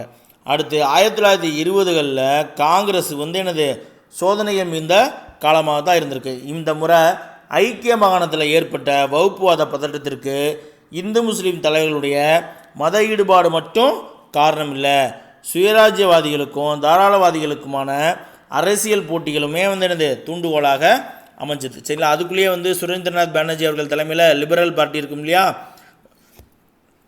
என்னது அந்த தாராளவாத ஒரு அமைப்பு இருக்கும் இல்லையா, காங்கிரஸுக்குள்ளேயே தாராளவாத அமைப்பு, அந்த தாராளவாத அமைப்புக்கும் சுயராஜ்யவாதிகளுக்கும் இடையே இருந்த அரசியல் போட்டியுமே என்னது தூண்டுகோலாக இருந்திருக்கு. எது இந்த இந்து முஸ்லீம் வகுப்பாதத்துக்கான ஒரு தூண்டுகோலாக இருந்திருக்கும். சரிங்களா, அலகாபாத்தில் பார்த்தீங்கன்னா மோதிலால் நேரு அவர்களும் மதன் மோகன் மாளவியாவும் ஒருத்தர் எதிர்க்க ஆரம்பிக்கிறாங்க. சரிங்களா, மதன் மோகன் மாளவியா இந்து மகாசபையை நிறுவியவர். சரிங்களா, மோதிலால் நேரு அவர்கள் என்னது காங்கிரஸ்கார். மோதிலால் நேரு அவருடைய சொந்த ஊர் அலகாபாத். நேரு அங்கே தான் பிறந்திருப்பார். யார்? ஜவஹர்லால் நேரு. சரிங்களா, அப்போ அந்த அலகாபாத்தில் மோதிலால் நேருவும் மதன் மோகன் மாளவியாவும் ஒருத்தர் எதிர்க்க ஆரம்பிச்சிட்டாங்க. 1923 நடைபெற்ற அலகாபாத் நகரசபை தேர்தலில் மோதிலால் நேருவினுடைய குழுவினர் வெற்றி பெற்றுருவாங்க. அதனால் மதன் மோகன் மாளவியா இருக்கார் இல்லையா, எம்எம் மாளவியா, அவரை சேர்ந்த அவர் டீம் என்ன பண்ணுறாங்க, மத உணர்வுகளை சுயநலத்திற்கு பயன்படுத்த ஆரம்பிச்சிருவாங்க. ஏன்னா மோதிலால் நேரு டீம் நகரசபை தேர்தலில் ஜெயிச்சிருவாங்க. அதனால் மதன் மோகன் மாளவியா குரூப்பை சேர்ந்தவங்க என்ன பண்ணுறாங்க, மத உணர்வுகளை சுயநலத்திற்காக பயன்படுத்த தொடங்குறாங்க. விசாரணை, அதன் காரணமாக வன்முறைகள் ஏற்படுது.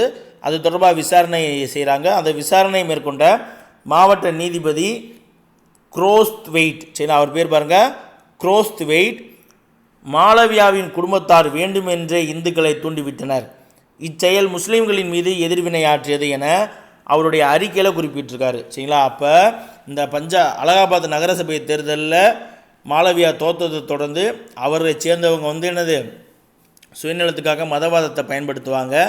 அதனால் பிரச்சனைகள் வருது. அதை விசாரிக்க நீதிபதி வராரு. யார்?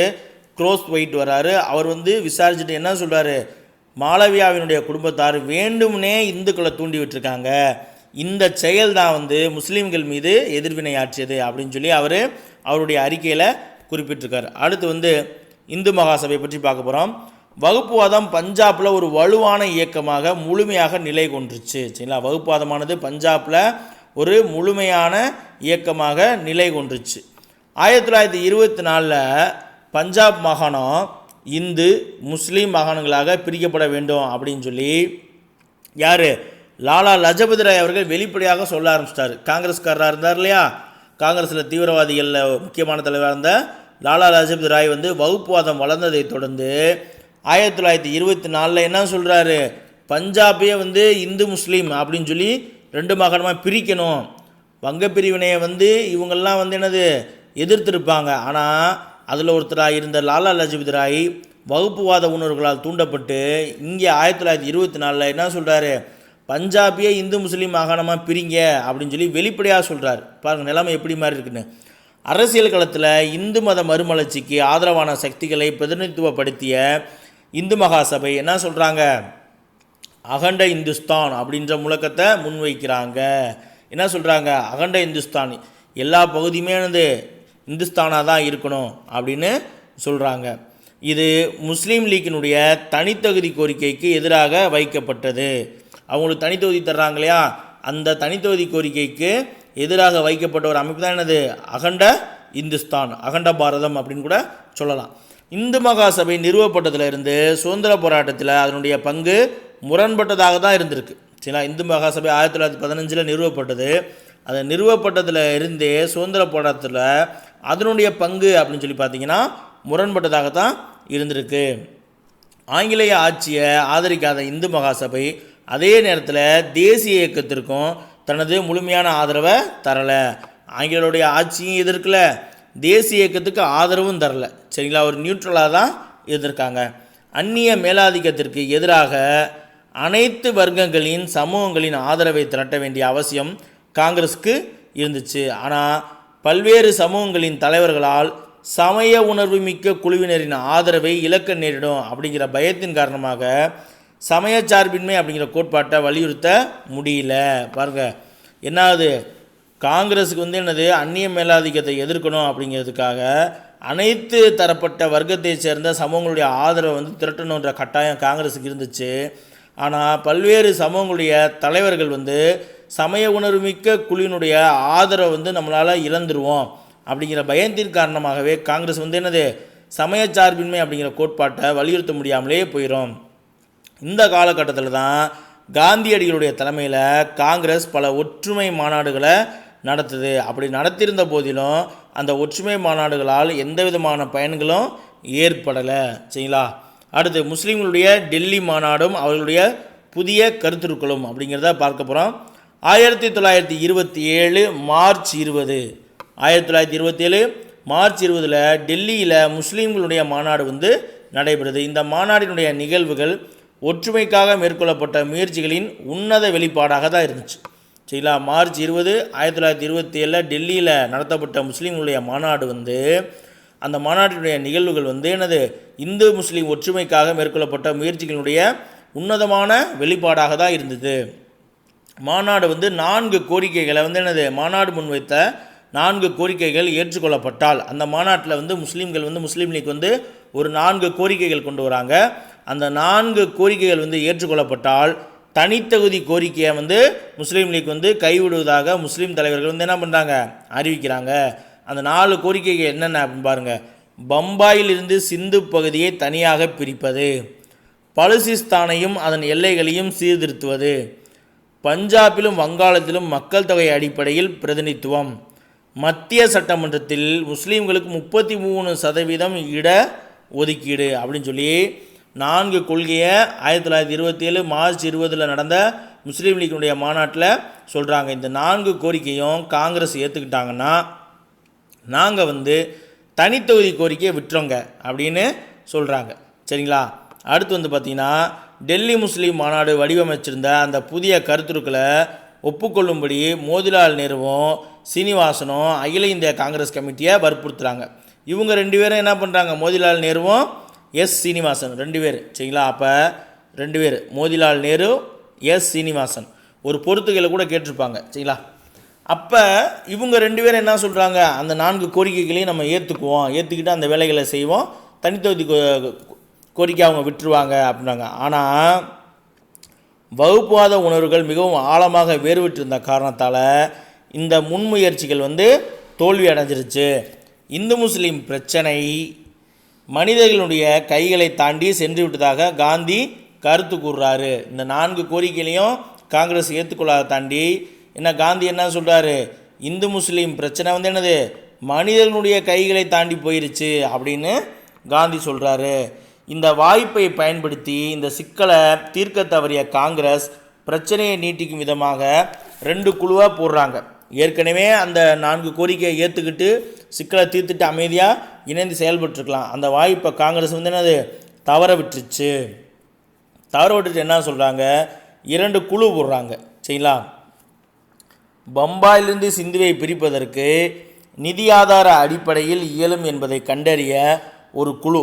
சரிங்களா, அதாவது பம்பாயிலிருந்து சிந்து பகுதியை பிரிப்பது நாட்டுக்கு நிதி ஆதார அடிப்படையில் இயலும் அப்படிங்கிறத கண்டறியதற்காக ஒரு குழு போடுறாங்க. அடுத்து முஸ்லீம் பெரும்பான்மையை பாதுகாக்கும் ஒரு உத்தியாக வீதாச்சார பிரதிநிதித்துவம் குறித்து ஆய்வு மேற்கொள்ள மற்றொரு குழு அப்படின்னு சொல்லி 2 குழுவை காங்கிரஸ் போடுறாங்க. சில 2 குழுக்களை காங்கிரஸ் என்ன பண்ணுறாங்க, அமைக்கிறாங்க. இரு பிரிவினருக்கும் இடையே ஏற்பட்டிருந்த விரிசலை சுருக்குவதற்காக முயற்சிகளை யார் மேற்கொள்கிறா, முகமது அலி ஜின்னா அவர்கள் மேற்கொண்டிருந்தார். சரிங்களா, இந்துக்களுக்கும் முஸ்லீம்களுக்கும் இடையே இருந்த விரிசலை சுருக்குவதற்கான முயற்சிகளை ஜின்னா அவர்கள் மேற்கொண்டிருப்பாங்க. அவர் இந்து முஸ்லீம் ஒற்றுமையின் தூதுவர் அப்படின்னு சொல்லி சரோஜினி அவர்களால் புகழாரம் சூட்டப்பட்டவர். ஆனால் 1928 கல்கத்தாவில் கூடிய அனைத்து கட்சி கூட்டம், சரிங்களா, அந்த நேரு அறிக்கை வெளியிடுவாங்க இல்லையா, அந்த அனைத்து கட்சி கூட்டத்தில் யார் யார் கலந்துருப்பாங்க, இந்திய தேசிய காங்கிரஸ், இந்திய முஸ்லீம் லீக்கு, அதற்கப்புறம் தன்னாட்சி இயக்கம், இவங்க எல்லாம் சேர்ந்திருந்த அனைத்து கட்சி கூட்டத்தில் இந்து மகா சபையினுடைய உறுப்பினர்கள் என்னது திருத்தங்கள் அனைத்தையும் ஒப்புக்கொள்ள மறுத்து ஒற்றுமைக்கான வாய்ப்புகள் அனைத்தையும் அளித்துருவாங்க. ஏன்னா அந்த 4 கோரிக்கைகள் கொண்டு வருவாங்க. அதுக்கப்புறம் ஒரு 14 அம்ச கோரிக்கையை கொண்டு வருவார் முகமது அலி ஜின்னா. இது எல்லாத்தையுமே இந்த இந்து மகா சபையினுடைய உறுப்பினர்கள் காங்கிரஸ்குள்ளே இருப்பாங்க இல்லையா, அவங்கெல்லாம் சேர்ந்துட்டு என்ன பண்ணுறாங்க, இந்த வாய்ப்புகள் எல்லாத்தையுமே அழிச்சிருவாங்க. இதன் காரணமாக ஜின்னா என்ன நினைப்பார், நம்ம கைவிடப்பட்டோம், இஸ்லாமியர்கள் கைவிடப்பட்டோம், நம்முடைய கோரிக்கைகள் எதையுமே இவங்க ஏற்றுக்கொள்ளலை அப்படின்னு சொல்லிட்டு என்ன பண்ணுறாரு, அவர் வேதனை அடைஞ்சிடுவார். அதற்கப்புறம் பெரும்பான்மையான முஸ்லீம் தலைவர்கள் காங்கிரஸிலிருந்து சிறப்பு சலுகைகளை பெற்றுக்கொண்டு, சரிங்களா, சிறப்பு சலுகைகளை பெறுவதை விட ஆங்கிலேய அரசாங்கத்தை நாடுவது சாலச் சிறந்தது அப்படின்னு சொல்லி உறுதியாக நம்பியிருப்பார். இந்த கோரிக்கைகள் எல்லாத்தையும் இந்த அனைத்து கட்சி மாநாட்டத்தில் இஸ்லாமியர்களுடைய கோரிக்கைகள் எல்லாமே நிராகரிக்கப்பட்டதும் காங்கிரஸாலேயும் மற்றவர்களால் நிராகரிக்கப்பட்டதை தொடர்ந்து முகமது அலி ஜின்னா என்ன நினைப்பார், முஸ்லீம் தலைவர்கள் நம்ம காங்கிரஸிலிருந்து சிறப்பு சலுகைகளை வாங்கிறத விட ஆங்கிலேய அரசாங்கத்தை நாடுவது தான் மிகச்சிறந்தது அப்படின்னு சொல்லி உறுதியாக நம்ப ஆரம்பிச்சிருவாங்க. அடுத்து வகுப்புவாத தீர்வும் அதனுடைய பின் விளைவுகளும் அதை பற்றி பார்க்க போயிடும். சரிங்களா, பாருங்கள், பிரிவினைவாதத்தை ஊக்குவிக்கிறதுல ஆங்கில அரசு மிக உறுதியாக தான் இருந்தது. ஏன்னா அவனுக்கு ஊர் 2 பட்டா கூத்தாடி கொண்டாட்டம் மாதிரி பிரிஞ்சால் நமக்கு பிரச்சனை இல்லை அப்படின்னு தான் நினைப்பான். 2வது வட்டமேசை மாநாட்டு பிரதிநிதிகள் வகுப்புவாத அடிப்படையில் தான் தேர்வு செய்யப்பட்டிருப்பாங்க. 2வது வட்டமேசை மாநாட்டுக்கு பிரதிநிதிகள் எல்லாருமே என்னது இந்தியாவில் இருக்கக்கூடிய அனைத்து வகுப்புவாதத்தினுடைய அடிப்படையில் தான் தேர்வு செய்யப்பட்டிருப்பாங்க. வட்டமேசை மாநாடுகளின் தோல்விக்கு பின்னாடி இங்கிலாந்து பிரதமர் ராம்சே மெக்டொனால்டு என்ன பண்ணுறாரு, 1932 அக்டோபர் 16 அன்னைக்கு வகுப்புவாத தீர்வை அறிவிக்கிறாரு. அது அரசியல் சூழ்நிலையை மேலும் என்னது சீர்குலைச்சிருச்சு. ஏன்னா ஒடுக்கப்பட்ட மக்களுக்கு வழங்கப்பட்ட தனித்தொகுதி கோரிக்கையை எதிர்த்து காந்தி என்ன பண்ணிடுவார், ஜெயிலுக்குள்ளே இருந்துக்கிட்டே உண்ணாவிரத போராட்டம் அறிவிச்சிருவார் செப்டம்பர் 20. அதன் தொடர்ந்து பூனா ஒப்பந்தம் நடக்கும். சரிங்களா, அப்போ இது போன்ற சூழ்நிலைகள் ஏற்படுது. அதைத் தொடர்ந்து 1925 உருவாக்கப்பட்ட ஆர்எஸ்எஸ் இருக்கு இல்லையா, ராஷ்ட்ரிய சுய சேவா சங்கம். சரிங்களா, 1925 உருவாக்கப்பட்ட அமைப்பு தான் என்னது ராஷ்ட்ரிய சுய சேவா சங்கம் விரிவடைந்து கொண்டிருந்தது. அதனுடைய உறுப்பினருடைய எண்ணிக்கை 1,00,000 உயர்ந்துருச்சு. கேபி ஹெட்கேவர், விடி சாவர்கர், எம்எஸ் கோல்வாக்கர் ஆகியோர் இந்து ராஷ்டிரா, சரிங்களா, இந்து ராஷ்டிரா அப்படிங்கிற கோட்பாட்டை மேலும் விரிவாக்கம் செய்யக்கூடிய முயற்சிகளை மேற்கொண்டிருப்பாங்க. சரிங்களா, இந்த ஆர்எஸ்எஸ்ஐ சேர்ந்த தலைவர்களான விடி சாவர்கர், கேபி ஹட்கேவர், எம்எஸ் கோல்வாக்கர் இவங்க எல்லாருமே என்ன சொல்லுவாங்க, இந்து ராஜ்யம், இந்து ராஷ்டிரா அப்படிங்கிற கோட்பாட்டை விரிவாக்கம் செய்யக்கூடிய முயற்சிகளை மேற்கொள்ள ஆரம்பிச்சிருப்பாங்க. இந்துஸ்தானத்தில் உள்ள இந்துக்கள் அல்லாத மக்கள் இந்து பண்பாட்டையும் மொழியையும் ஏற்றுக்கொள்ளணும். சரிங்களா, இந்துஸ்தானம் என்னது இந்தியாவில் இருக்கக்கூடிய இந்துக்கள் அல்லாத மக்கள் இந்து பண்பாட்டையும் மொழியையும் ஏற்றுக்கொள்ள வேண்டும். அவர்கள் அந்நியர்களாக இருப்பதை நிறுத்தி கொள்ள வேண்டும் அல்லது இந்து தேசத்திற்கு கீழ்ப்படிந்தவர்களாக உரிமை கோராதவர்களாகவும், சரிங்களா, இந்து தேசத்திற்கு கீழ்ப்படிந்தவர்களாகவும் இந்து தேசத்திற்கு உரிமை கோராதவர்களாகவும் இருத்தல் வேண்டும் அப்படின்னு சொல்லி இந்த தலைவர்கள் எல்லாரும் என்னது வெளிப்படையாகவே சொல்கிறாங்க.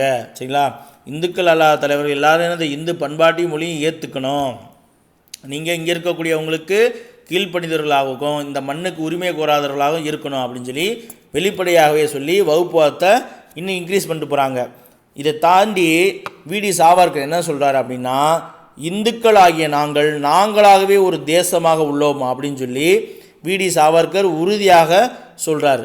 சரிங்களா? அதை தொடர்ந்து 1934 முதல் காங்கிரஸினுடைய உறுப்பினர்கள் இந்து மகா சபையிலோ ஆர்எஸ்எஸ் இயக்கத்திலோ இணைவதை என்னது காங்கிரஸ் தடை செய்கிறாங்க. இது போன்ற வகுப்பு அதை வளர்ந்துக்கிட்டே இருக்கிறதுனால 1934 இருந்து காங்கிரஸினுடைய உறுப்பினர்கள் காங்கிரஸில் உறுப்பினராக இருக்கணும்னா அந்த உறுப்பினர்கள் இந்து மகா சபையிலையோ அல்லது ஆர்எஸ்எஸ் இயக்கத்திலையோ இருக்கக்கூடாது.